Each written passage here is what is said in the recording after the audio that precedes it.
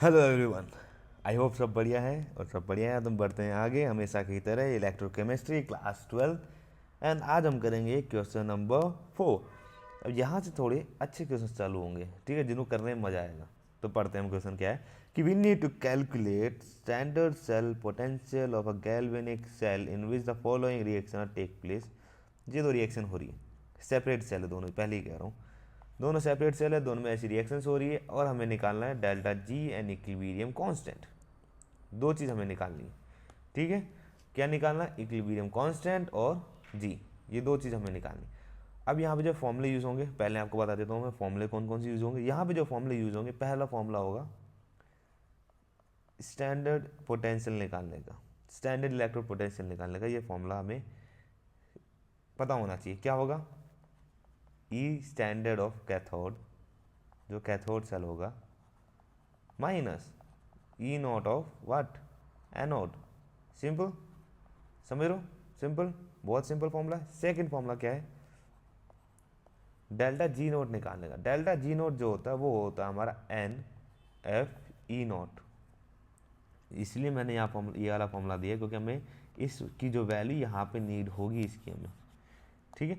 एक बार जब हमारा डेल्टा जी निकल जाएगा, क्या कह रहा हूँ, जब हमारा पास डेल्टा जी आ जाएगा देन हम क्या निकाल सकते हैं? देन हम निकाल सकते हैं के, जो कि होता है इक्विलिब्रियम कांस्टेंट। कैसे निकाल सकते हैं उसका फॉर्मूला भी बता देता हूँ आपको। उसका फॉर्मूला होता है delta G naught equals to 2.303 into 8.314 into 298, wait हाँ जगह ही नहीं बची, लॉग के। ये कैसे आएगा ये भी बताता हूँ मैं आपको, ठीक है। बट फिलहाल के लिए देखो, ये तीन फॉर्मूला में यूज़ करना है। इस तीन फॉर्मूले की हेल्प से हमारे एम पूरा का पूरा क्वेश्चन कर देंगे। पर उससे पहले आपको क्या वैल्यू पता होनी चाहिए आपकी, इनकी जो स्टैंडर्ड इलेक्ट्रिक पोटेंशियल है, कैडमियम का, क्रोमियम का, आयरन का, सिल्वर का, ये आपको पता होना चाहिए। तो वो लिख देता हूँ पहले मैं। जो आपके क्रोमियम का होता है वो होता है हमारा E naught is Cr3 plus Cr equals to -0.74 volt, ठीक है। इसी के साथ जो ई नोट होता है हमारा कैडमियम का, कैडमियम कैडमियम नॉट कैडबरी, हाँ, 40 वोल्ट। इसी के साथ जो सिल्वर होता है हमारा Ag+2 Ag, और तो वाला Ag नहीं भाई, Ag सिल्वर, ठीक है। अब इसी के साथ जो आयरन का होता है Fe3 प्लस से Fe, ठीक है, 0.77 वोल्ट। अब हमारे पास सारी चीज़ें आ चुकी है, ठीक है। अब हमें सिर्फ करना है सॉल्व। पर उससे पहले आपको ये पता होना चाहिए कि कौन में ये सेपरेट हैं, ये दोनों सेपरेट हैं। एक और चीज़, हाँ, ये अलग हैं, ये अलग हैं, ठीक है, क्योंकि दोनों अलग अलग रिएक्शन की हम बात करेंगे, ठीक है। अब मैंने बोल तो दिया आपको ई नोट निकालना है, पर आपको ये पता होना चाहिए कि कैथोड कौन सा होगा, एनोड कौन सा होगा, ठीक है। एनोड कौन सा होगा, कैथोड कौन सा होगा, ये आपको पता होना चाहिए। अगर आपको ये पता ही नहीं है तो आप कैसे करेंगे इसे, ठीक है। तो याद रखना, याद रखना एक चीज़, जो भी ऑक्सीडेशन रिएक्शन होगी, मैंने क्वेश्चन नंबर 23 में भी समझाया था ये, जो भी ऑक्सीडेशन रिएक्शन होगी वो होती है हमारी एनोड पे। क्या कह रहा हूँ? एनोड पे। और जो रिडक्शन रिएक्शन होती है हमारी वो होती है हमारी कैथोड पे। ये याद रखना, ठीक है। अब मैं पहले ही कह रहा हूँ दोनों क्वेश्चन अलग अलग है, ठीक है। दोनों ही सेल अलग अलग है हमारे, हमें दोनों के लिए ही निकालना है डेल्टा जी और के की वैल्यू, ठीक है। अब मैं इसी में लिख देता हूँ, आप इसी में समझना। आप देखो क्रोमियम और ये क्रोमियम, क्रोमियम हमारा 0 से 3+ हो गया, मीन्स ये ऑक्सीडाइज हो रहा है। क्रोमियम क्या हो रहा है? ऑक्सीडाइज हो रहा है पहली रिएक्शन के अंदर। तो मैं लिख देता हूँ इधर, क्या रहा? ऑक्सीडाइज हो रहा है, ओ, ठीक है। और जो दूसरा है वो ऑफकोर्स रिड्यूस ही हो रहा होगा, एक ऑक्सीडाइज हो रहा है तो दूसरा रिड्यूस ही तो होगा, ऐसा तो नहीं दोनों ऑक्सीडाइज होंगे, ठीक है। अब जो दूसरा सेल है इसके अंदर आप देखो आयरन को Fe2 प्लस से Fe3 प्लस हो रहा है। क्या हो रहा है? Fe2 प्लस से Fe3 प्लस हो रहा है, तो ये हो रहा है ऑक्सीडाइज। और अगर आप देखो Ag को, तो Ag प्लस से Ag हो रहा है, दैट्स मीन रिड्यूस हो रहा है, ठीक है। अब ये वाला ऑक्सीडाइज हो रहा है, मीन्स ये कैथोड में होगा, एनोड पे होगा, समझ रहे हो ना। ये रिड्यूस हो रहा है मतलब ये कहाँ होगा? कैथोड में होगा। इसी के साथ ये ऑक्सीडाइज हो रहा है, दैट्स मीन एनोड पे रिएक्शन हो रही होगी, और ये रिड्यूस हो रहा है, दैट्स मीन ये हो रहा होगा, यहाँ पे लिख देता हूँ, ये हो रहा होगा कैथोड पे। अब मैं निकाल देता हूँ जरा ई नोट से, दोनों के लिए निकाल देता हूँ, ठीक है। एक काम करो, दोनों को ही साथ साथ चलता हूँ, दोनों को ही साथ साथ करते हैं, ठीक है। बीच में एक लाइन खींच देता हूँ मैं, ये रही लाइन हमारी, ठीक है। ई नोट निकालते हैं, ये किसका निकाल रहा हूँ, पहले का, ये दूसरे का, दूसरा लिख दिया मैंने, ठीक है। दूसरा मतलब ये दूसरा सेल है, ये पहला, इसमें भी ई नोट निकालना है। ई नोट होगा E naught of cathode minus E naught of anode, same है, ठीक है। अब यहाँ पे पहले वाले के लिए वैल्यू रखो, क्या होगा, -40 0.40 माइनस 0.74, समझ लो। अरे यहाँ से देख लो ना वैल्यू, ये रही वैल्यू। कैडमियम क्या हो रहा है हमारा, कैडमियम हो रहा है हमारा रिड्यूस, और रिड्यूस हो रहा तो कैथोड, कैथोड की वैल्यू पहले आएगी 0.40। क्रोमियम हेयर इसकी वैल्यू, इसी की तरह यहाँ पे भी लिखते हैं हम लोग। अब दूसरी रिएक्शन है, इसके अंदर कैथोड कौन सा हो रहा है, सिल्वर का, देख सकते हो ना, इधर मैंने लिखा भी हुआ है। जो रिड्यूस हो रहा है, जो रिड्यूस हो रहा है वो जाता है कैथोड पे होता है, देखो कैथोड 0.80 माइनस, अब आयरन का लिखना होगा हमें, किसका लिखना होगा, आयरन का ही तो लिखना होगा। तो ऊपर से देखो और करो, कर सको तो, नहीं कर सको तो मैं हूँ ही करने के लिए, और कौन है करने के लिए। यहाँ पे देख सकते हो कितना है, 0.77। एक और चीज़, यहाँ पे थोड़ी सी गलती कर दी मैंने, यहाँ पे 2+ आएगा और कुछ नहीं, ठीक है। और कोई बड़ी गलती नहीं करी मैंने, चिंता मत करो। अब इनको करो ज़रा कैलकुलेट, इनको ज़रा कैलकुलेट करोगे तो पहले वाले का जो आएगा वैल्यू आएगा हमारा अराउंड ये माइनस माइनस प्लस हो जाएंगे ना, तो ओवरऑल माइनस ही होगा, तो पॉजिटिव में आएगा 0.34। इसी के साथ अब नीचे करोगे, यहाँ वाले पे करोगे तो आपको यहाँ पे माइनस ही होगा, और माइनस होगा तो बहुत ही छोटी वैल्यू आएगी। क्यों आएगी, क्योंकि दोनों आसपास के हैं, और इसमें भी सेम पॉजिटिव आएगी। बड़ी वैल्यू किसकी है, पॉजिटिव की। नाउ हमारे पास ई नोट आ गया है, अब डेल्टा जी निकाल देते हैं। डेल्टा जी का वैल्यू आपको दे रखा है मैंने इधर, डेल्टा जी का फॉर्मूला मैंने ये दे रखा है, delta G is equals to n F E naught, delta G is equals to n F E naught. Now यहाँ पे थोड़ा सा और समझने की जरूरत है, एन क्या होता है, एन जो होता है हमारा होता है नंबर ऑफ इलेक्ट्रॉन एक्सचेंज। क्या कह रहा हूँ, नंबर ऑफ इलेक्ट्रॉन एक्सचेंज। इसको फिर से समझना होगा ना, इसको डिटेल में समझना होगा, ऐसे काम नहीं चलेगा। इसको डिटेल में समझने के लिए मैं ज़रा रिएक्शन लिख देता हूँ, ठीक। इसकी तो कोई ज़रूरत नहीं है, इस वाले पार्ट को कोई ज़रूरत नहीं है ना, तो इसको मैं रब कर रहा हूँ, ठीक है। यहाँ पे मैं समझा देता हूँ वो कैसे होता है, इसकी अब ज़रूरत नहीं है तो मैंने इसमें मिठा रहा हूँ, ठीक है। अब ना पहली रिएक्शन की बात करते हैं। ऑक्सीडेशन रिएक्शन कौन सी पहले वाले में, हमारी ऑक्सीडेशन है, क्रोमियम जो हो रहा है हमारा वो बन रहा है Cr3+। मीनवाइल जो रिडक्शन रिएक्शन है वो किसकी है, कैडमियम की है, कैडमियम जो 2+ से Cd बन रहा है। अब यहाँ पे क्या करना है आपको, यहाँ पे से बैलेंस करना है आपको। बैलेंस कैसे करोगे आप, पहले आप चार्ज बैलेंस करो। जो पहला ऑक्सीडेशन रिएक्शन है इसमें कैसे चार्ज बैलेंस होगा, सिंपली यहाँ पे हमें इलेक्ट्रॉन डाल दूँ, 3 इलेक्ट्रॉन डाल दूँ, 3 इलेक्ट्रॉन डाल दूँगा तो क्या होगा, ओवरऑल चार्ज 0 हो गया, यहाँ पे भी 0 चार्ज है तो बैलेंस होगी। यहाँ पे मुझे चार्ज बैलेंस करना है, यहाँ 2+ का चार्ज है, यहाँ पे 0 का चार्ज है, इनको बैलेंस कैसे कर सकता हूँ आपको, यहाँ पे मैं प्रोटॉन तो ऐड कर ही नहीं सकता, तो इलेक्ट्रॉन ही ऐड कर सकता हूँ मैं यहाँ पे, और कुछ इसके अलावा ऐड नहीं कर सकता मैं इलेक्ट्रॉन को। इलेक्ट्रॉन ऐड करके ही मुझे चार्ज बैलेंस करना है, तो ओवरऑल मैं 0 ही कर सकता हूँ। तो यहाँ पे भी मैं क्या करूँगा, 2 इलेक्ट्रॉन ऐड कर दूंगा, ठीक है। अब ये दोनों ये है ना, ये दोनों आपस में तो बैलेंस होगी, बट मेरे को इस पूरे को ओवरऑल बैलेंस करना है। अगर मैं इस पूरे को देखूं तो ऊपर वाले केवल 3 इलेक्ट्रॉन, नीचे वाले सिर्फ 2 इलेक्ट्रॉन है, तो number of electron oxidation reduction दोनों रिएक्शन के अंदर सेम होने चाहिए। अब यहाँ पे 3 है, यहाँ पे 2 है, तो ऐसे तो नहीं होने वाली, ऐसे तो नहीं हो सकते किसी की, मैं किसी एक नंबर से इसी पे 2 से कर दूँ, इसी पे 2 से कर दूँ तो सेम हो जाएंगे, नहीं, ऐसे नहीं हो सकती। तो एक ही तरीका है कि इसको मैं 2 से कर दूं, इसको मैं 3 से कर दूं, तब ये ओवरऑल सेम हो जाएंगे।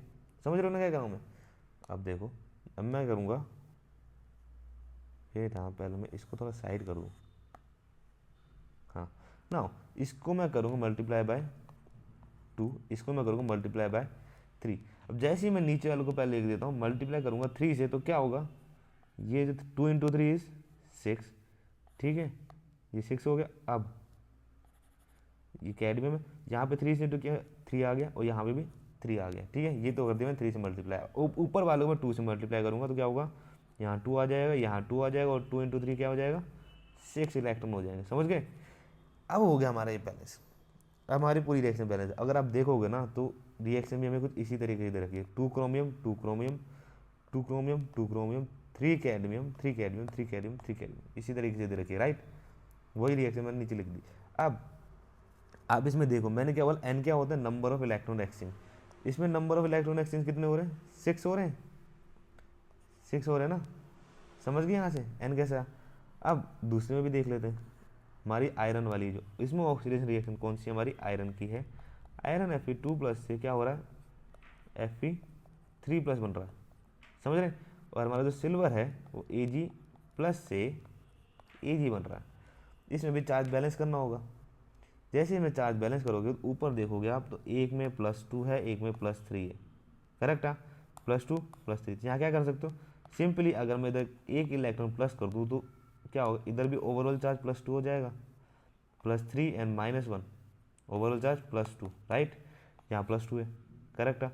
इसको नीचे सिल्वर वालों को बैलेंस करने के लिए क्या करूँगा, यहाँ पे सिंपली इलेक्ट्रॉन में डाल दूंगा।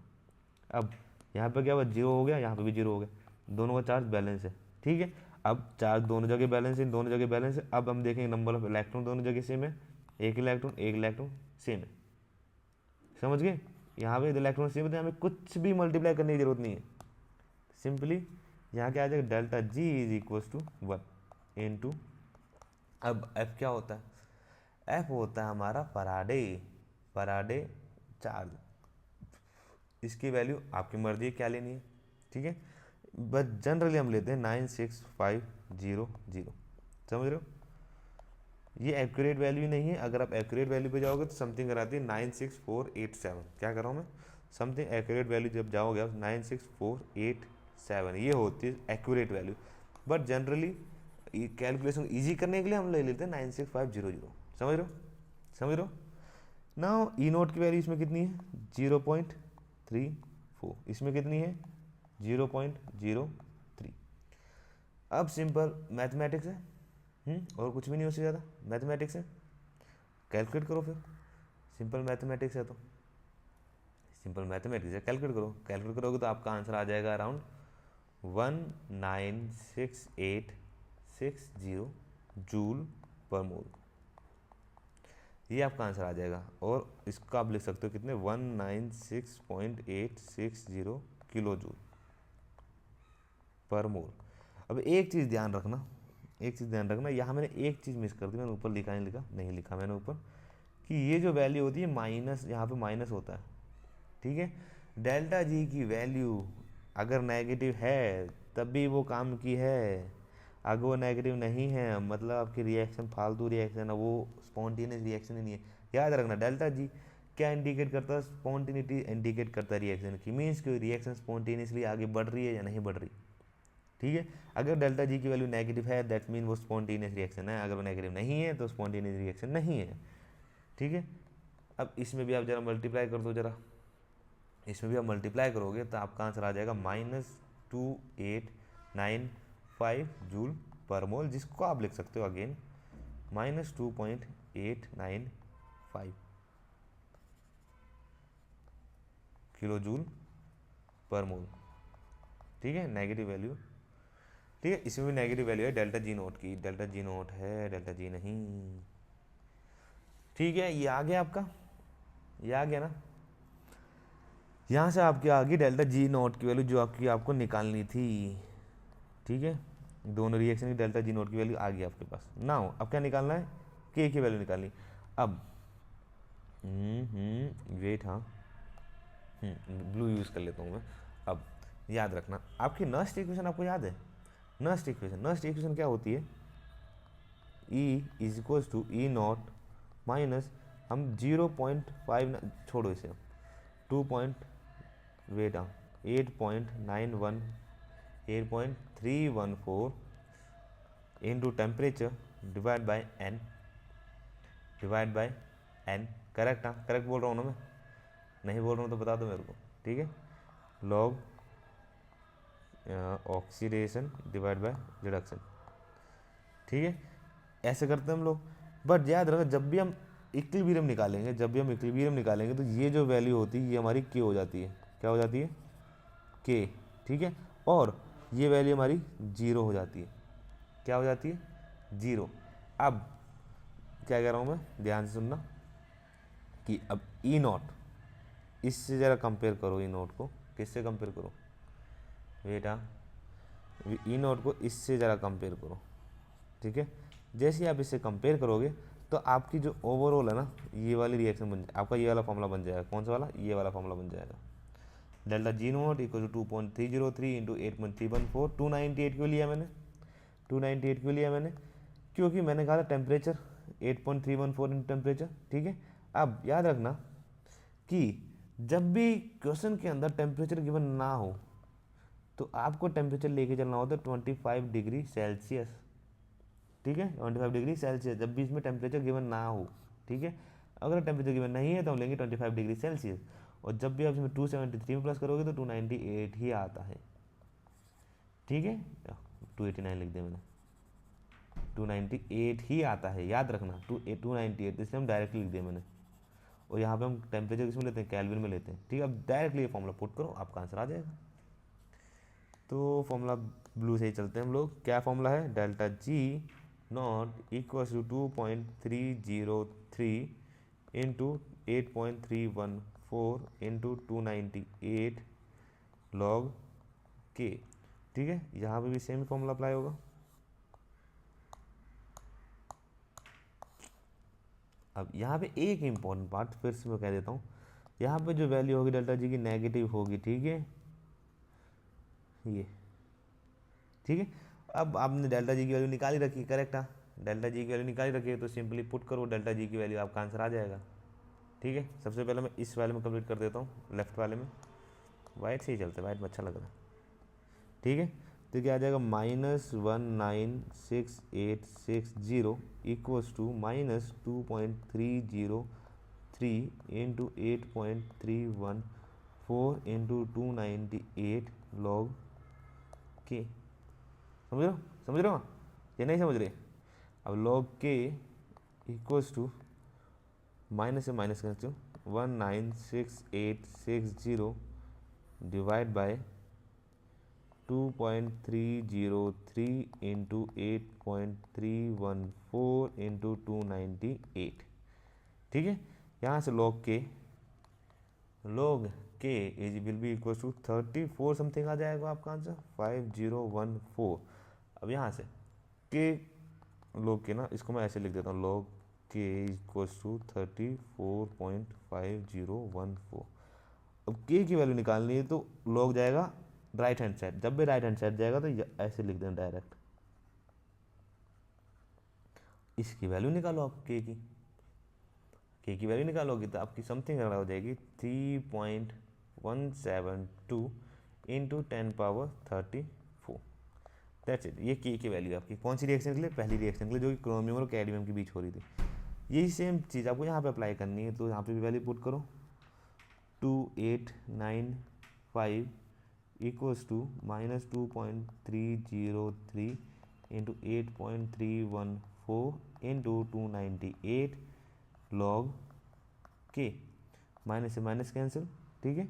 Log K equals to 2895 divide by 2.303 into 8.314 into 298, ठीक है। लॉग के विल बी इक्वल्स टू, अब ऐसे फर्दर सॉल्व करो, ठीक है। जैसे आप सॉल्व करोगे ऐसे तो आपकी वैल्यू आ जाएगी समथिंग अराउंड 0.5074। सेम थिंग इसको भी लिख सकता हूँ, लॉग के इक्वल्स टू 0.5074, और यहाँ से के विल बी इक्वल टू 10⁻0.5074। इसको जैसे आप कैलकुलेट करोगे तो आपका आंसर आ जाएगा समथिंग अराउंड 3.22। कुछ लोग इसको ऐसे भी लिख सकते हैं, एंटी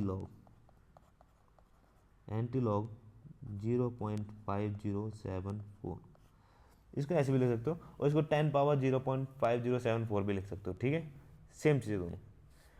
तो यहाँ से आपके आंसर आ गया, थोड़ा सा लेंथी था जस्ट बिकॉज में कैलकुलेशन थोड़ी ज़्यादा थी, अदरवाइज क्वेश्चन बहुत ईजी था। क्वेश्चंस में कोई ऐसा मुश्किल नहीं है, ठीक है। एक आपका आंसर ये आ गया, एक आपका आंसर आ ये, ठीक है, दो आपके आंसर आ गए ये, ठीक है। इसमें भी आपका आंसर आ गया ये डेल्टा जी नोट है, समझ गए, और एक आंसर आ गया आपका ये,